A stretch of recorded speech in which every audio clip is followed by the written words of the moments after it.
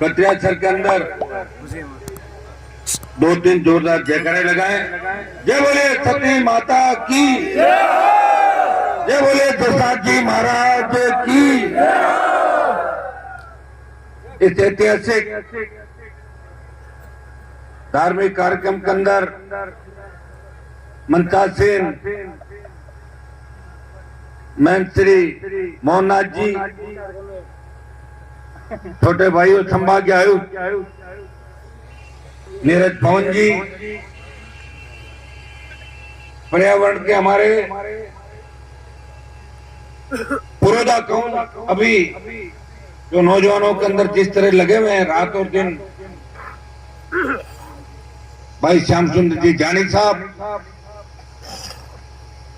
उमेदराम जी, छोटे भाई विजयपाल, डॉक्टर विवेक मात्रा जी, दानाराम जी की तला जिलाध्यक्ष जी, हमारे सरपंच साहब महेंद्र गोदारा जी, सम्मानित मंच, उपस्थित मौजूद बुजुर्गों, नौजवान साथियों, जसनात और सिख संप्रदाय के साथ साथ तमाम इस राजस्थान के कोने कोने से पधारे हुए मेरे छोटे भाइयों, माताओं, बहनों, प्यारे बच्चों, आज मेरे लिए भी ये दिन सौभाग्यशाली है। मैं सौभाग्यशाली हूं कि आप सबने मुझे याद किया और आज से कुछ साल पहले, 3-4 साल पहले एक बड़े कार्यक्रम के अंदर जसनाथ जी के दर्शन करने आया था। तब भी बड़ा मेला था और जसनाथ जी की कृपा के बाद जब मैं आया, मैं हमेशा उस समय भी तीसरे मोर्चे की बात कह के गया था। इस राजस्थान में 2 ही दल हमेशा हुए, कांग्रेस और भारतीय जनता पार्टी, और तीसरे दल जो भी हुए राजस्थान के अंदर, चाहे जनता दल था, लोक दल, चाहे सपा, बसपा, चाहे दूसरी पार्टियां आई, उनके रिमोट कंट्रोल उत्तर प्रदेश, हरियाणा और दिल्ली के अंदर हुआ करते थे। मैं जसनाथ जी महाराज को बहुत मानता हूं और मेरे जब मैं विधायक था, आपको पता है 5 लाख सिद्धा की जो आसन पीठ है वो खींवसर विधानसभा क्षेत्र के अंदर आती है और मैं हमेशा तेजाजी महाराज के जयकारे के साथ जसनाथ जी महाराज का जयकारा हमेशा हर कार्यक्रम के अंदर बोलता हूं। तब भाइयों, एक नई पार्टी बना के राजस्थान के नौजवानों को संदेश दिया और देश के अंदर आज भी जब बात चलती है लोकसभा के अंदर, सेंट्रल हॉल में जब गपशप चलती है पार्टी के दूसरी पार्टियों के नेताओं की, तो एक ही बात कहते हैं कि राजस्थान में 2 ही पार्टियां हैं, लेकिन हनुमान जी की आरएलपी पार्टी जो किसानों की, जवानों की है। भाइयों, लोग टिकट लेने के लिए दिल्ली और जयपुर के बीच लाइन लगा के खड़े रहते हैं और आपकी जो खुद की पार्टी है, अभी विजयपाल ने आपको सारी बात बताई थी कि सबसे ज्यादा नौजवान नेता अगर राजस्थान में तैयार किए वो हनुमान बेनीवाल और राष्ट्रीय लोकतांत्रिक पार्टी ने इस राजस्थान में सबसे ज्यादा नए नेता तैयार किए, हर जाति हर वर्ग के नेता तैयार किए। और हमारा मकसद था राजस्थान के अंदर, मैं किसान का बेटा हूं, मैं अगर चाहता तो 2003 के अंदर सत्ता मेरे दरवाजे पे थी, मैं वसुंधरा से झगड़ा नहीं करता, मैं मंत्री बनता और 4 बार पार्टियां बदल के मंत्री बनता रहता, क्योंकि चुनाव मुझे वहां खींवसर की जनता नहीं हराती। और दिल्ली में भी आपने देखा जब देश में किसानों का आंदोलन चल रहा था, या तो सत्ता से दूर अकाली हुए, अकाली तो लंबे समय तक सत्ता के अंदर थे, 50-60 साल तक मुख्यमंत्री उनका परिवार रहा, लेकिन दूसरा उत्तरी भारत के अंदर अगर किसान का बेटा सत्ता को ठोकर मार के अपने भाइयों के बीच सड़क पाया, वो नागौर का सांसद था, उसने मोदी और अमित शाह की सत्ता को छोड़ के किसानों का साथ दिया और दिल्ली जयपुर हाईवे को जाम करके 70 दिन तक अगर कोई सांसद सड़क पे बैठा तो नागौर का सांसद था। मैंने कहा मैं विधायक तो बन गया, मेरे पिताजी भी विधायक रहे लंबे समय तक, लेकिन विधायक बनने से मैं कोई बड़ा परिवर्तन नहीं कर पाऊंगा। इसे हुकार भरी राजस्थान की धरती से कि मैं मेरे भाइयों को न्याय दिलाऊंगा, मैं कर्जा माफ कराऊंगा, फ्री बिजली दिलाऊंगा, टोल मुक्त राजस्थान होगा, मजबूत लोकायुक्त होगा, मेरे बेरोजगार भाइयों को बेरोजगारी भत्ता मिलेगा, खाली पद भरवाऊंगा और कानून का राज राजस्थान के अंदर होगा। ये 16 से जो लड़ाई हमने लड़ी उसका परिणाम पिछली सरकार के अंदर ये हुआ कि 5 हॉर्स पावर की बिजली भी माफ कराई हुकार रैलियों के माध्यम से। बीकानेर के अंदर जब मैं रैली करने आया था तब आपके इलाके के अंदर आया था, आपने ऐतिहासिक रैली बीकानेर के अंदर कराई। मैं तो ऐसी रैली कोई कर पाया और न मुझे नहीं लगता भविष्य में कोई बीकानेर उस रैली की पुनरावृत्ति करेगा। हमारी उन नौजवानों की हुकार रैलियों से सरकार डर गई, 50,000 नौकरियों की घोषणा करी, स्टेट हाईवे टोल फ्री किए और 5 हॉर्स पावर की बिजली माफ की पूर्ववर्ती सरकार ने। लेकिन इस बार नहीं हुआ ऐसा। इस बार आप देख रहे हो जो हालात है, आपसे कोई छुपे नहीं, कोई सीएम रहना चाहते हैं, कोई बनना चाहते हैं, दूसरी जो पार्टी है उसके 1 दर्जन सीएम के चेहरे हैं। जनता की चिंता किसी को नहीं। कोरोना के अंदर देश में 50 लाख मौतें हो गई, देश के अंदर 50 लाख मौतें हिंदुस्तान के अंदर। राजस्थान के अंदर भी आपने देखा होगा जब कोरोना की दूसरी लहर आई तब ऑक्सीजन के अभाव के अंदर किस तरह नौजवान अस्पतालों में दम तोड़ रहे थे। पहले कोरोना के अंदर हमने देखा था कि किस तरह दूसरे राज्यों से लोग, ये हमारे समाज के आयुक्त बैठे हैं, इनके पास भी सिफारिशें आती होगी कि साहब लाइसेंस दो, हमें यहाँ के आने का परमिट दो। राजस्थान के अंदर किस तरह की दुर्घटनाएं हुई, किस तरह लोग अपने गांव और अपने इलाके के अंदर आते हुए ऐसा मंजर हमने देखा था। लेकिन सेकंड कोरोना की लहर के अंदर नौजवानों ने दम तोड़ा। उस सरकारों की गलती थी, चाहे राजस्थान की सरकार की थी, चाहे दिल्ली की सरकार की थी। समय रहते अगर ऑक्सीजन की व्यवस्था हो जाती, वेंटिलेटर, रेमडेसिविर इंजेक्शन की व्यवस्था हो जाती तो हमें 50 लाख नौजवान और हमारे लोग देश को नहीं खोने पड़ते। इसके लिए भी सरकारें जिम्मेदार थी। उसके बाद पहले किसान तीनों कृषि बिल आए, 1000 की सादत के बाद सरकार झुकी। अब हमारी सेना को ठेके पे दे दिया। 4 साल के लिए कोई सेना में जाएगा? कोई आदमी जाना चाहेगा क्या? एक व्यक्ति लड़ रहा आपके लिए पूरे देश के अंदर। मेरे लिए लोग पहले कहते थे हनुमान बेनीवाल तो नौजवानों को बिगाड़ देगा, वो तो जवानों का नेता है। भाइयों, जब देश के जवानों पे संकट आया, जब देश का जवान तकलीफ पे था, जब सेना ठेके पे चली गई तो देश का एकमात्र सांसद उन जवानों को न्याय दिलाने की लड़ाई लड़ रहा था। जोधपुर से हुकार भरी और 2 लाख जवानों को इकट्ठा करके दिल्ली को चेतावनी दी कि सेना की जो भर्ती है अग्निपथ, इसको वापस है प्रधानमंत्री जी, नहीं तो देश का जवान आपको फिर मजबूर करेगा। इस तरह किसान आंदोलन के अंदर आप वापस आए थे, अग्निपथ को भी आपको वापस देना पड़ेगा। तो भाइयों, एक व्यक्ति लड़ाई लड़ रहा है, वो व्यक्ति जिस तरह दस्तान जी महाराज ने आज से 500 साल पहले योग और पर्यावरण 36 नियम बनाए और 36 नियम बना के, और विश्व के अंदर एक रहस्य है, आज तक विश्व के वैज्ञानिक नहीं जान पाए, कोई नहीं जान पाया कि जो अग्नि नृत्य है, अग्नि पे किस तरह व्यक्ति नृत्य करता है। ये अगर योग इस धरती पे लाया तो जसनाथ जी महाराज योग धरती पे लेके आए और उनके मंत्र से ही अग्नि पे नृत्य होता है। और ये धीरे धीरे लोगों को पता लगेगा। कई बार हमारे ही भाई है, सिद्ध हमारे भाई है, हमारा ब्लड का रिश्ता है। जाट, सिद्ध और विष्णुई भी हमारे भाई है। 98-99% जो विष्णुई पंथ के अंदर विष्णुई बने थे वो जाटों से ही बने थे। वो भी पर्यावरण की बात करके आए थे। लेकिन जसनाथ जी के जो 36 थे उनके अंदर अग्नि नृत्य अगर किसी धर्म संप्रदाय या पंथ के अंदर नजर आता है, वो जसनाती संप्रदाय सिद्ध जो हमारे लोग हैं, जो सिद्धि के माध्यम से इनके एक मंत्र से अग्नि भी मतलब अग्नि को भी वो लोग वश में कर लेते हैं। ये अग्नि नृत्य, अग्नि को वश में करने का कोई काम कर सकता है वो जसनाथ जी के सिद्ध संप्रदाय के लोग कर सकते हैं, जिनका हमारे से खून का रिश्ता है।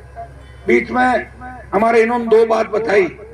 मैं आपको विश्वास दिलाता कि हम राजस्थान के अंदर 20 साल से सत्ता छोड़ के, मंत्री पद छोड़ के, संतरी बन के आपकी सेवा करें। मैं विश्वास दिलाता हूँ कि यहाँ के जो हालात कत्रियासर की सड़क के थे, जब मैं पहली बार आया तब भी यही स्थिति थी, अभी भी यही स्थिति है। और मेरे साथ ये है कि मेरा सरकार में एडजस्टमेंट नहीं होता, मैं लंबे समय तक सरकार के साथ नहीं रह सकता, सामने आ जाता हूँ। इसलिए मैंने खुद की पार्टी बना के लड़ाई का बिगुल बजाया और उसका परिणाम ये निकला कि मैंने राजस्थान के जवानों को लड़ना सिखा दिया।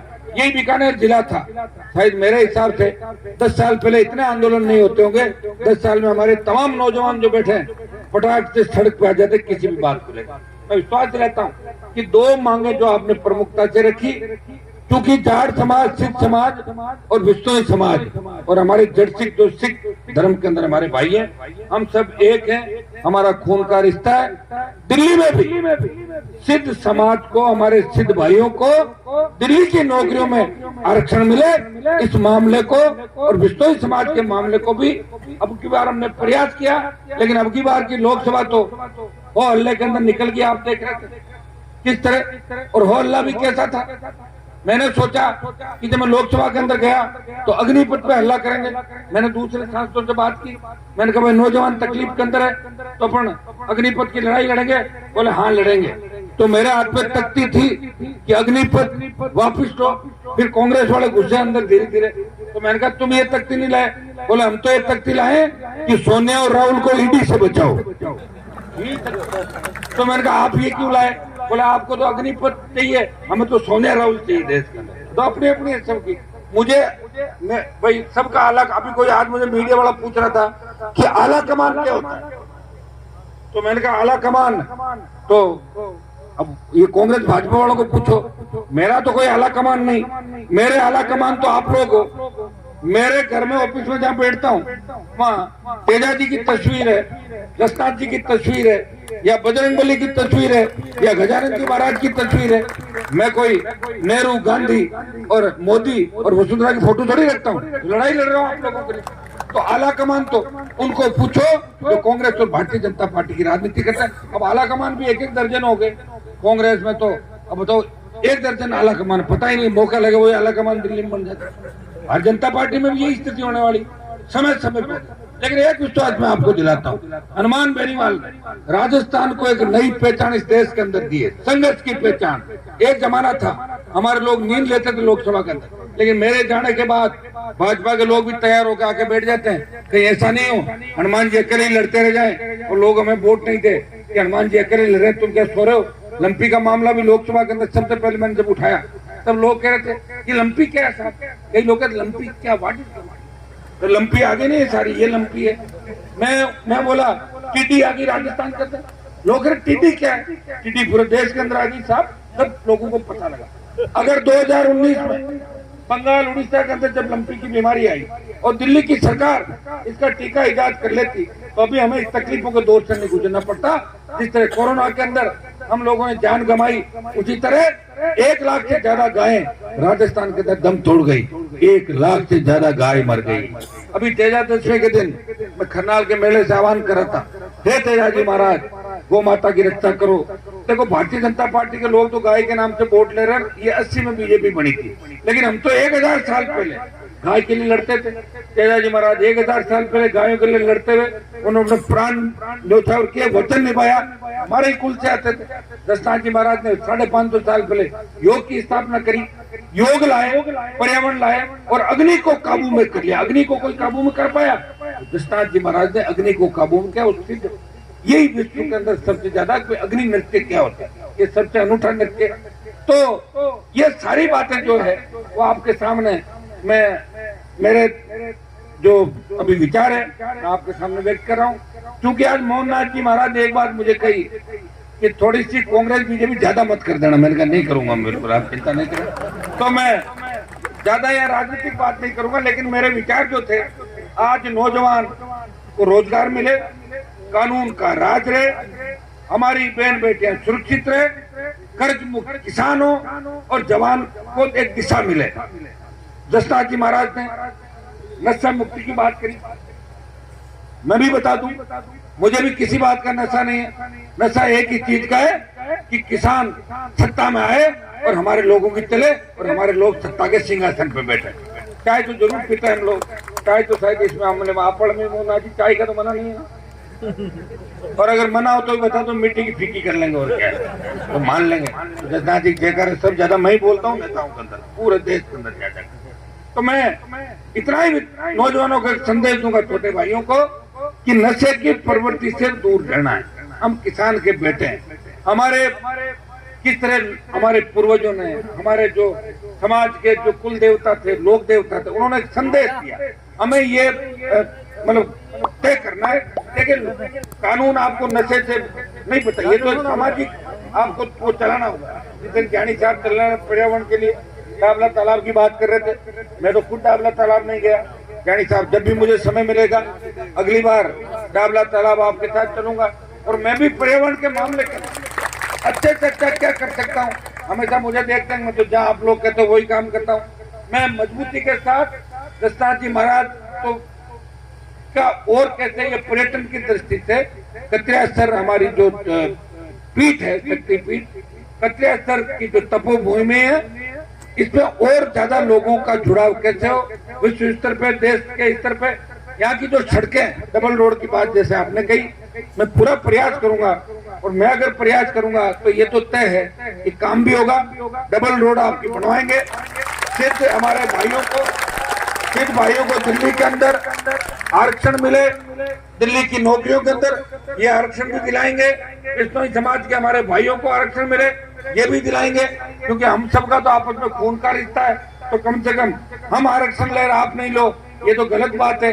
ये भी कराएंगे आप लोगों के लिए, आप चिंता नहीं करें। और जितनी भी आपने बातें बताई है, मैं एक ही संदेश आपको दूंगा कि जसनाथ जी महाराज के बताए हुए कदमों पर हमें चलना है। सत्य धर्म का नियम जो पालन है, ज्यादातर सिद्ध और जसनाथी लोग आज के इस युग में भी करते हैं ज्यादातर। हमें इनके बताए हुए रास्तों पर आगे चलना, हमें पर्यावरण की रखवाली करनी है, सच्चाई का साथ देना है। और योग जो वो 550 साल पहले लाए थे, कोरोना के बाद हर जगह आप जाओगे तो डॉक्टर एक ही बात आपको कहेगा कि साहब आप योगा और प्राणायाम करो, ठीक हो जाओगे। ये नीरज जी इतने सलीम, और देखो मेरे से उम्र में शायद लगभग होंगे, लेकिन मेरे से तो 5-7 साल छोटे लग रहे हैं, 10 साल। बताओ योग प्राणायाम करता हूँ, मैं कर नहीं पाता।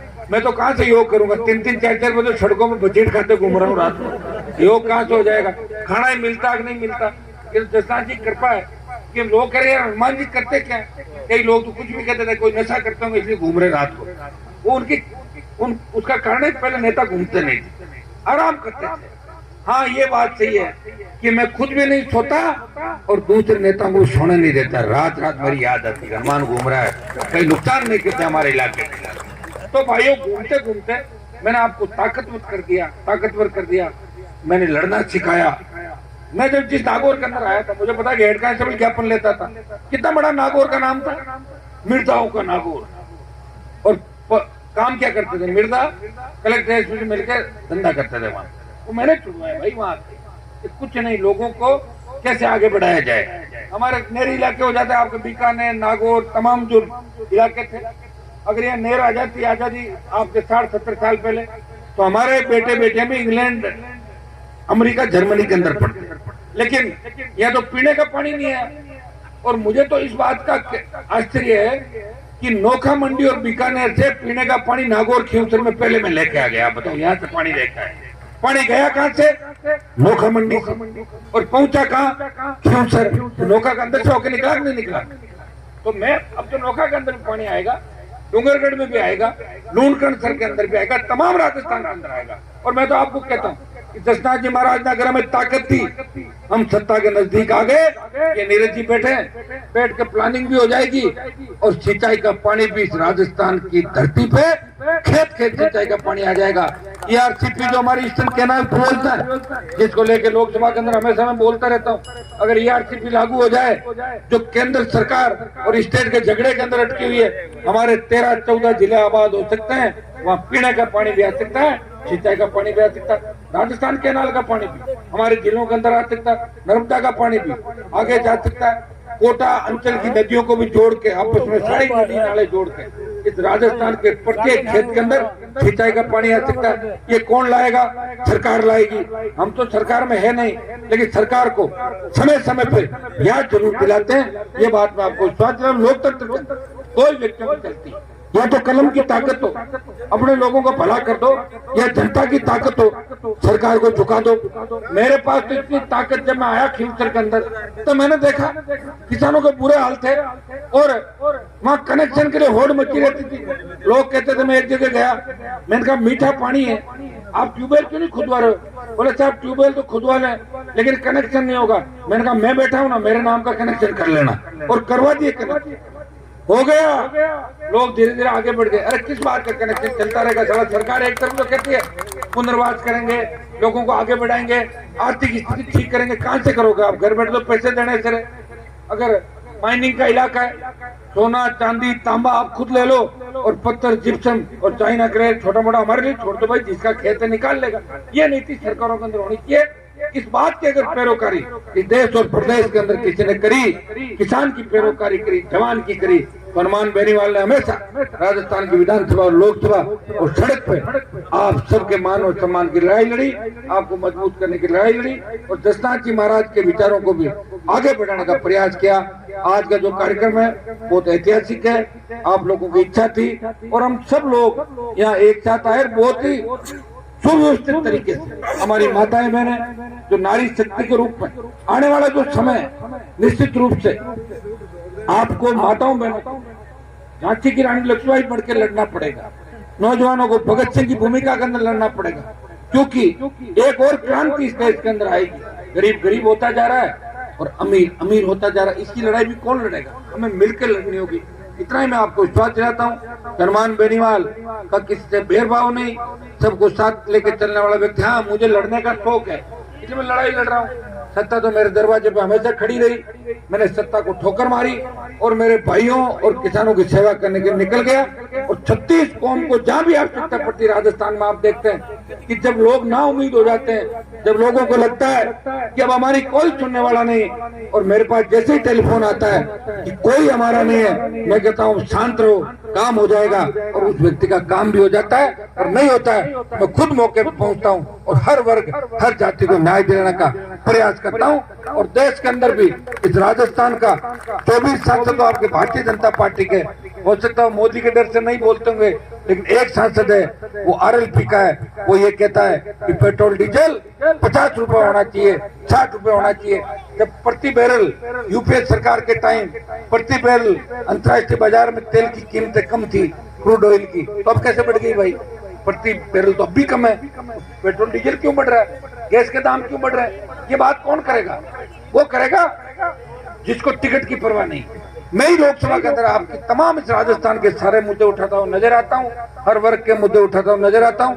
और दोनों जो मामले आपने बताए, आरक्षण के और सड़कों के, ये दोनों काम भी जसनाथ जी की कृपा से आने वाले समय के अंदर कतरिया के अंदर मैं निश्चित रूप से कराऊंगा। जसनाथ जी की बड़ी कृपा मेरे ऊपर रही है, तेजाजी महाराज की कृपा मेरे ऊपर रही है, और लोक देवताओं की कृपा है कि उसी के परिणाम स्वरूप हनुमान बेनीवाल इन बड़े बड़े नेताओं को धराशायी करते हुए, बड़े बड़े अपराधियों को धराशायी करते हुए अपने कौम को आगे लेके बढ़ रहा है, किसान को आगे लेके बढ़ रहा है। और देश का किसान हर जगह एक ही बात करता है कि हमारी रखवाली करने वाला नेता लोकसभा के अंदर पहुंच गया, हमें चिंता करने की आवश्यकता नहीं। ये जसनाथ जी महाराज का आशीर्वाद से आपका बेटा, आपका भाई कर रहा है। आप सबको इस कार्यक्रम के अंदर आपने बुलाया, इसके लिए धन्यवाद। आयोजन समिति को धन्यवाद।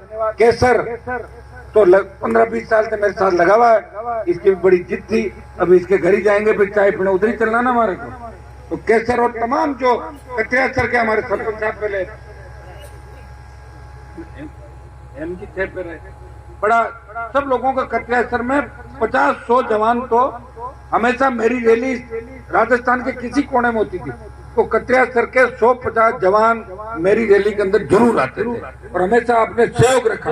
मैं जब भी थकता था, आवाज आती थी बीकानेर के किसी गांव से, गंगानगर के किसी गांव से, भरतपुर के किसी गांव से, या बाड़मेर के भीलवाड़ा के किसी गांव से, हनुमान जी थकना मत, अगर आप थके तो राजस्थान के अंदर संघर्ष कौन करेगा, किसान कौम को कौन बचाएगा। और भाइयों, मैंने हमेशा नौजवान और किसानों की लड़ाई लड़ी, आगे भी मिशन 23 से इसको लड़के पूरा करेंगे। परिस्थिति चाहे कैसी भी हो, मजबूती से लड़ेंगे और इस बात दिल्ली को दिखा देंगे कि राजस्थान में 2 ही दल नहीं है, तीसरी ताकत भी राजस्थान के अंदर है। बहुत बहुत आपको धन्यवाद। जय हिंद, जय हिंद।